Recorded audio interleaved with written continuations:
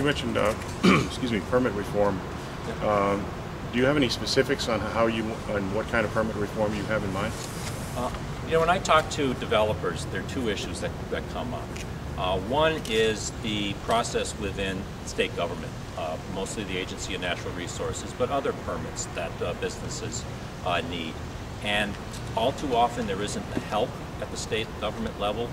The resources aren't there, the people aren't there to help businesses understand what's needed and to help them through the process. One of my proposals is to have an ombudsman, one-stop shopping for businesses. That's something we've talked about for years and years in the state of Vermont.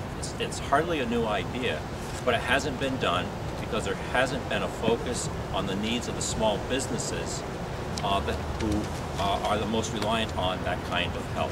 I know from my business, I'm not a developer, but I deal with a lot of permits. Some agencies of state government are there to help, and other agencies do not have the resources or the management structure to provide that help. The other piece that I hear a lot about is, of course, the local permit process.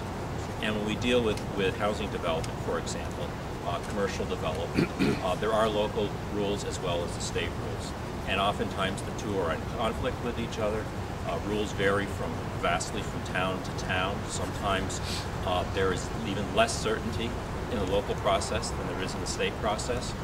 And I would sit down with representatives, League of Cities and Towns, representatives of our local communities, and say, how can we work together, state government and local government, to make the process more predictable and more efficient and more certain than it is today?